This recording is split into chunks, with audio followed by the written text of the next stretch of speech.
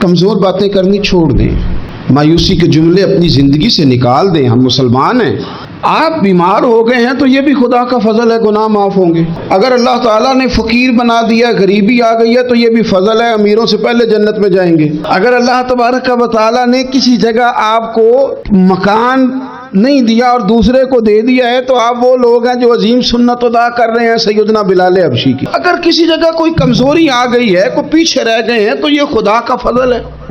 اللہ تعالیٰ نے چاہا ہمارے لیے جو فیصلہ تو ہم اس پہ راضی ہیں، لیکن اپنی زندگی میں اور شکوے اتنے بڑھا لیے، ہم نے اتنے بڑھا لیے کہ لوگوں سے شکوے کرتے کرتے رب رسول سے بھی شروع کر دیے۔ غلام بھی کبھی شکوہ کرتا ہے، آقا کا بھی شکوہ ہوتا ہے، بندہ بھی کبھی شکوہ کرتا ہے، رب کا بھی شکوہ ہوتا ہے، یہ بھی کبھی ہوتا ہے۔ آپ نہ مانے پر یہ شکوہ ہے کہ میں بڑے ڈاکٹروں کے پاس گیا ہوں آرام نہیں آیا، نہ مانے پر یہ شکوہ ہے میں نے کبھی کسی کو ستایا تو نہیں پر میرے حالات نہیں ٹھیک ہوتے۔ آپ نہ مانے پر یہ شکوہ ہے کہ فلانے کے پاس دولت زیادہ ہے، اس نے پتہ نہیں وہ آگے نکل گیا اور میں پیچھے رہ گیا، نہ مانے پر یہ شکوہ ہے۔ کس سے کر رہے ہو؟ رب رسول سے؟ او آس بولے تے دی مہربانی اساں تے لاڈ ہی لڑاونے نے۔ کس سے شکوہ کر رہے ہو؟ خدا کے بندو، غلام غلامی کرتے ہیں، شکوے کرتے ہیں کوئی؟ حضرت ام سلمہ رضی اللہ تعالیٰ عنہ، شوہر کا نام ہے ابو سلمہ، بیٹے کا نام ہے سلمہ، کہتی ہیں میں، میرا شوہر، میرا بیٹا، تینوں، چھوٹا بیٹا میرا، ہم نکلے مکہ مکرمہ سے مدینہ طیبہ جانے کے لیے۔ ایک کی بیٹا ہے، خاندان جمع ہے، شوہر کی گود میں بیٹا، اونٹ کے پیچھے میں۔ فرماتی ہیں مدینے کی سرحد آ گئی تو میرے میکے والے آ گئے، کہنے لگے ابو سلمہ نہیں لے جانے دیں گے مدینے اپنی بیٹی کو۔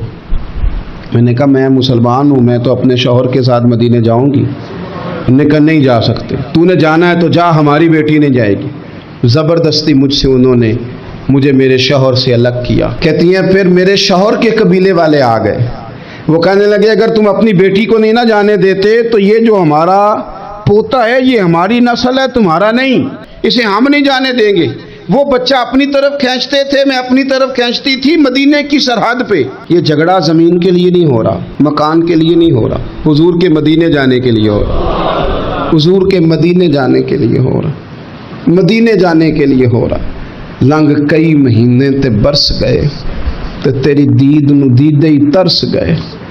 انہوں نے بچہ کھینچا، میں نے اپنی طرف کھینچا، میرے بچے کا بازو اتر گیا۔ فرماتی ہیں میرے شوہر مدینے چلے گئے، بیٹا میرا میرے سسرال والے لے گئے، مجھے میکے والے لے گئے۔ آج بھی کچھ سیانے بندے کہتے ہیں اس کو نکال دو اور بچے چھین لو۔ ان کا بھی خیال تھا کہ بیٹا لے جائیں گے نا تو ابو سلمہ بھی مدینے سے واپس آ جائے گا، یہ بھی واپس آ جائے گی۔ او یار، اتنا بڑا بھی ظالم کوئی نہیں ہوگا جو ماں باپ سے بچے جدا کرے۔ فرماتی ہیں کہ وہ لے گئے چھین کے، میں میکے چلی گئی، لوگ روٹی کھاتے تھے، میرے حلق سے نہیں گزرتی تھی، زمانہ سویا کرتا تھا، میں سو نہیں پاتی تھی، بیٹا کہاں، شوہر کہاں، میں کہاں۔ ام سلمہ کتنی دیر تکلیف کاٹی؟ جناب ام سلمہ کہنے لگی لوگوں ایک دو دن نہیں پورا سال بیت گیا، پورا سال، پر جے سونا ہی میرے دکھ وچ راز، جے سونا ہی مارو مارو مینو مار مکاؤ، میں کوئی عذر نہ پیش لے آواں، او جے سونا ہی میرے دکھ وچ راضی، پھر سکھ نو چلے ڈاواں۔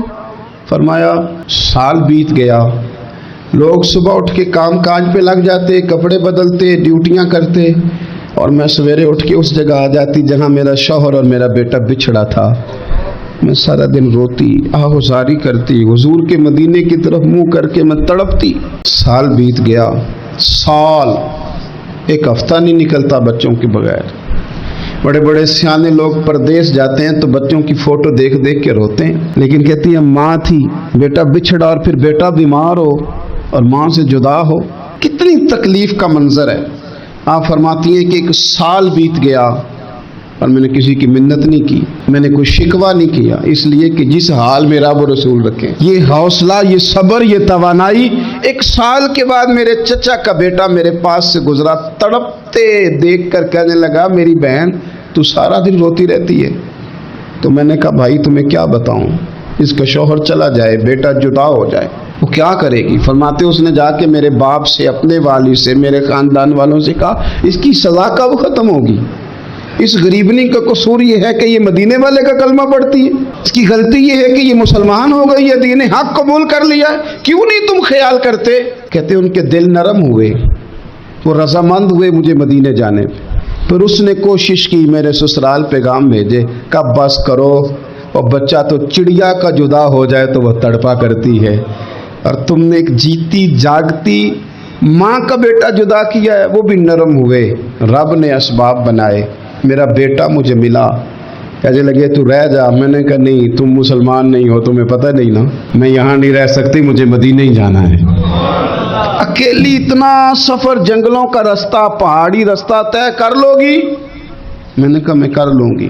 جنوں ویک کے ٹھر دیاں اکھیاں نے تو جنوں ویک کے ٹھر دا سینہ ہے، ربا تیری ساری خدائی چ ایک کی شہر مدینہ ہے۔ کہتی میں اونٹ پہ بیٹھی، بیٹا میں نے گود میں بٹھا لیا، میں سفر کرنے لگی، پر دل میں کھٹکا تھا کہ اتنا لمبا سفر، بیٹا چھوٹا ہے، کیسے کروں گی؟ کہتے مجھے عثمان بن طلحہ مل گئے، کہنے لگے کہاں جا رہی ہو بہن؟ میں نے کہا مدینے۔ کہنے لگے اکیلے جاؤ گی؟ میں نے کہا جانا تو ہے نا، کوئی ساتھ چلے نہ چلے پر شہر رسول تو جانا ہے نا۔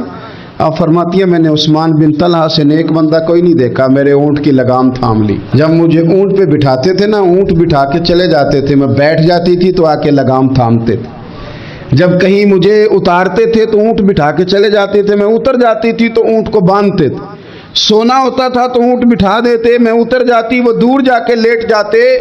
فرماتی تھی پھر میرے لیے میرے رب نے اسباب پیدا کیے اور میں مدینہ پہنچی، میں شوہر سے ملی، اور لوگوں میرے نصیب دیکھو، میں رہنے کہاں لگی؟ حضور کے مدینے میں، شہر رسول میں، شہر رہ پائے نظر ہوش میں آ، یہ کوہ نبی ہے، میں حضور کے حرم کی زمین اور قدم رکھ کے چلنا۔ ارے سر کا موقع ہے او جانے والے، مدینے کے خطے، خدا تجھ کو رکھے غریبوں فقیروں کے ٹھہرانے والے۔ کہتی ہے میں وہاں بسنے لگی۔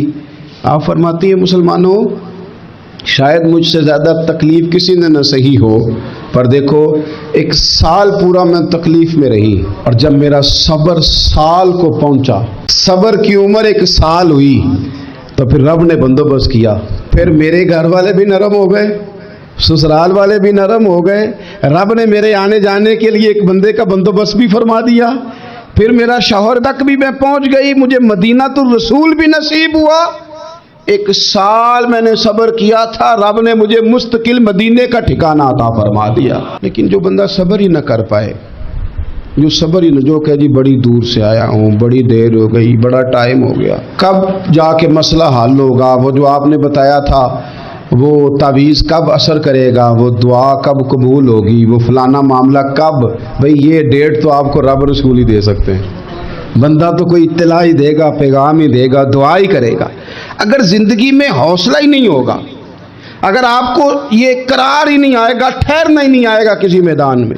دیکھیں کچھ ایسی اذیتیں ہوتی ہیں جو اذیت ناک ہوتی ہیں، لیکن اگر غلامی میں آ جائے نا آپ تو وہ اذیت ناک نہیں ہوتی، اس چبھن میں مزہ آنے لگتا ہے۔ کئی درد بھی مزیدار ہوتے ہیں، کئی درد بھی، کبھی زخم ٹھیک ہونے پہ آ جائے نا تو اسے چھیڑو تو مزہ آتا ہے، اس لیے کہ کچھ درد بھی مزیدار ہوتے ہیں۔ آتش سے کسی نے کہا تو روتا بڑا ہے، اس نے کہا محبوب کی یاد میں تڑپتا ہوں، ابھی تو ایک دل ہے، پہلے تو خواہش تھی کبھی 2 ہوتے نا تو صحیح کر کے تڑپتا، رب نے دل ایک بنایا، کہتا وہ مزہ دیا ہے تڑپنے کہ میری آرزو ہے یا رب میرے دونوں پہلوؤں میں دل بے قرار ہوتا۔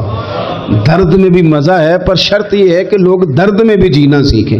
ہم نہ آرام میں جینا چاہتے ہیں، پنکھے کے نیچے جینا چاہتے ہیں، کاش کہ ہمیں صحرا میں بھی نیند کا مزہ لینے کا طریقہ آئے، پھر زندگی کے سارے راستے آسان ہیں، پھر ایک راہ بھی مشکل نہیں۔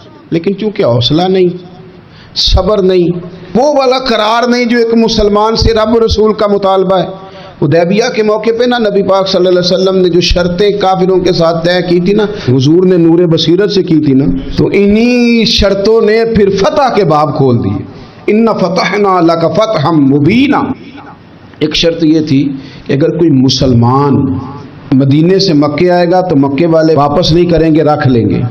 پھر غور کریں، کوئی مسلمان اگر مدینے سے مکے آئے گا تو مکے والے واپس نہیں کریں گے۔ اور اگر کوئی بندہ مسلمان اپنے آقا کی مرضی کے بغیر مسلمان ہو جائے اور وہاں سے وہ مدینے آئے گا تو حضور پناہ نہیں دیں گے۔ میرے بھائی، محبوب کی طرف سے آنے والا نہ صرف سوکھ ہی نہیں قبول کرنا چاہیے، دکھ بھی قبول کرنا چاہیے، دکھ بھی قبول کرنا چاہیے۔ ہمارا یہ مسئلہ ہے کہ ہم نہ میٹھی میٹھی کے قائل ہیں، کڑوی کڑوی کے قائل نہیں۔ اگر وہ کبھی دکھ دے نا تو محبوب کا دکھ بھی سکھ سمجھ کے قبول کرو۔ ہاں، اس کی طرف سے کانٹا ہے کبھی تو اسے پھول سمجھ کے قبول کرو، وہ چبھے گا نہیں، انشاءاللہ مزہ ہی دے گا، قبول تو کرو نا۔ تو اب حضرت ابو بصیر رضی اللہ تعالیٰ عنہ ایک صحابی تھے، ایک تو حضرت ابو جندل رضی اللہ تعالیٰ عنہ تھے نا، تو وہ تو حدیبیہ میں آ گئے، حضور مجھے لے جائیں، تو نبی پاک نے فرمایا میں نے وعدہ کر لیا ہے، ان کو بھی حضور نے واپس بھیج دیا۔ اور یہ بیچارے نا اپنے آقا کی جیل توڑ کے مکے سے بھاگ کے مدینے آئے، یا رسول اللہ مجھے قبول کر لے، میں بھاگ آیا ہوں، وہ بڑا ظلم کرتے ہیں، مارتے ہیں، تکلیف دیتے ہیں۔ وہ آئے تو ادھر سے نا اس کے مالک نے ایک دو بندے بھی بھیج دیے رکا دے کے کہ یا رسول اللہ آپ کا تو وعدہ تھا کہ آپ بندہ رکھیں گے نہیں۔ یہ آئے اور رکا بھی آ گیا۔ اب ذرا منظر کو سمجھے۔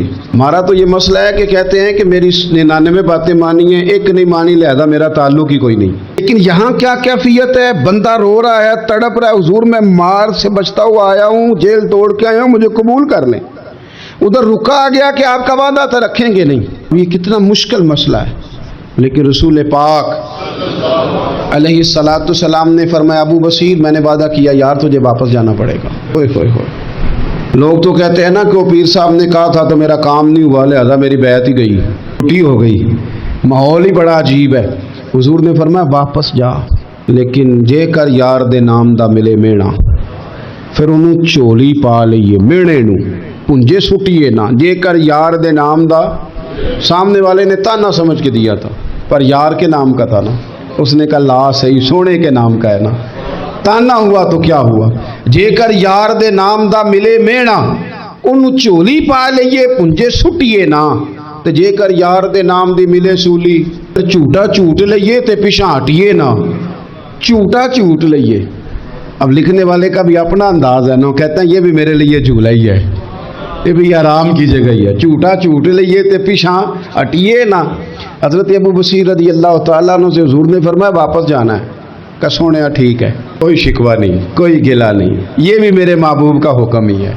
اور کیا بات ہے، میرے نبی وعدوں کے پکے ہیں، کیا بات ہے، حضور نے جو کہا کر کے دکھایا۔ کہتے ہیں میں واپس جا رہا تھا، ایک دو بندے ساتھ تھے، جب مدینے کی حد گزر گئی نا، حضور نے تو کہا تھا نا مدینے میں پناہ نہیں دینی، تو میں نے اس سے کہا یار تلوار بڑی سونی ہے دکھانا، اس نے دکھائی تو ایک کی میں نے گردن کاٹ دی، دوسرا ویسے ہی بھاگ گیا، بھاگ کے حضور کے پاس آیا، جی اس نے تو مار دیا ہے، تو سرکار فرمانے لگے میں نے تو وعدہ پورا کیا تھا نا، تم سے نہیں سنبھالا گیا تو معاملہ تمہارا ہے۔ اب حضرت ابو بصیر رضی اللہ تعالیٰ عنہ واپس آئے، عرض کی حضور اب میرے لیے کیا حکم ہے؟ حضور نے فرمایا میاں حکم وہی ہے، مدینے میں ہم نہیں رکھ سکتے، تم مدینے میں صحابہ تھے نا، حضور کی باتوں سے خوشبو لیتے تھے، مدینے میں نہیں رکھ سکتے۔ حضرت ابو بصیر کہتے ہیں میں مدینے کی سرحد سے نکل گیا، اس جگہ چلا گیا جو نہ مکے کی ریاست میں تھا نہ مدینے کی، ایک مقام ایس تھا جہاں میٹھے پانی کے کنویں تھے، وہاں رہنے لگا۔ حضرت ابو جندل کو پتہ چلا کہ ایک نیا ٹھکانہ بن گیا، وہ بھی جیل توڑ کے آ گئے، 70 بندے آ گئے، وہاں سے قافلے گزرتے تھے کافروں کے، یہ بھی مسلمانوں کو تنگ کرتے تھے، اگر مکے سے کوئی قافلہ گزرتا تھا تو ہم نے بھی ان کو پکڑا، کافر کا مال مال غنیمت اسباب بن گیا۔ اور وہ جب قافلہ لے کے آتے تھے تو ڈرے ہوتے تھے، اور ان کو تو ستایا تھا نا، کہتے ہمیں ستایا بڑا تھا، ہم تو انقلابی بن گئے تھے، ہم تو رکھ لیتے نا، بڑی منت کرتے، بڑی جان مشکل سے چھڑاتے، 70 بندے ہو گئے، پھر 300 ہو گئے۔ بصیر کہتے ہیں دنیا مدینے جاتی تھی لیکن ہم تڑپتے تھے، ہم تڑپتے تھے، روت لنگ گئی ہے پھر باہر آدھی، چٹھیاں مدینے آئیاں نہیں، ہم تڑپتے تھے کہ یار کوئی موقع ملے، روز رات کو روتے تڑپتے۔ 300 انقلابیوں کا جتھا صبر سے بیٹھا ہے مدینے کی سرحد پہ، اندر آنے کی اجازت نہیں، پر غلامی میں روز اضافہ ہو رہا ہے۔ صبر دیکھو، غلامی میں روز اضافہ ہوتا ہے۔ انگ آ گئے کافر، پہلے بڑی ڈینگیں مارتے تھے کہ دیکھو ہم نے کیسی شرط منوائی ہے، کیسی شرط منوائی ہے کہ ان کا بندہ آئے گا تو ہم واپس نہیں کریں گے، ہمارا جائے گا تو انہیں کرنا پڑے گا۔ پھر اتنے تانگ آئے کہ خود آ کے کہنے لگے حضور مہربانی کریں یہ شرط تو ختم کرے نا، اور ان 300 کو تو مدینے بلائیں، مہربانی فرمائیں۔ हुजूर बड़े खुश हुए, गुलामों के नाम पैगाम लिखा, गुलामों के नाम पैगाम लिखा। चिट्ठी लिखी हुजूर ने। चिट्ठी किस चीज़ की लिखी? आ जाओ यार मदीने आ जाओ। चिट्ठी आई मदीने आने के लिए। हज़रत अबू बशीर के नाम चिट्ठी गई, आजा यार मदीने, आजा तेरे नाम पैगाम सब लाई है सरकार नबी से, और आया है बुलावा मुझे दरबार नबी से। काम आया। हज़रत अबू बशीर इतने बीमार थे कि नज़ा का आलम था, लेकिन उस आलम में भी इंतज़ार था। उस आखिरी वेले अखियाँ मेरियाँ रात तकनाए तेरा, तेरा ते सजना कुछ भी नहीं जाना, ये पा जावे एक फेरा, सिर मेरे ते आन खलोवे ते फिर पर्दा रह जाई मेरा, सौखा निकले साब ज़हूरी, ये वेख लवे मुख तेरा। हज़रत अबू बशीर को ना वो रुका गया, हुजूर की चिट्ठी गई तो यूँ चिट्ठी पड़ी, हुजूर ने फरमाया आ जाना, रास्ता खुल गया है, तू आ जा। खुल गया रास्ता। दुआ फरमाओ मदीने के रास्ते खुल जाएं। करो ना यार दुआ, मदीने के रास्ते खुल जाएं। कुछ ऐसे हैं जिन्होंने सारे दुख सुनाने ही मदीने जाके होते, कुछ लोग ऐसे हैं जिनके दिल और कलेजे फटने को आ गए। दुआ करो रास्ते खुल जाएं। हुजूर ने फरमाया आ जा, तेरा राह खुल गया। हजरत अबू जंदल कहते मैं सराने खड़ा था, हजरत अबू बशीर के खात पढ़ा, मुस्कुराए, इशारे से कहने कि देख मेरे नबी का खाता है, हुजूर की चिट्ठी मेरे नाम आई है, पढ़ना। तो मैंने भी पढ़ी, पहले रोए, फिर कलमा पढ़ा, फिर मेरा हाथ थामा, रूह ही परवाज कर गई।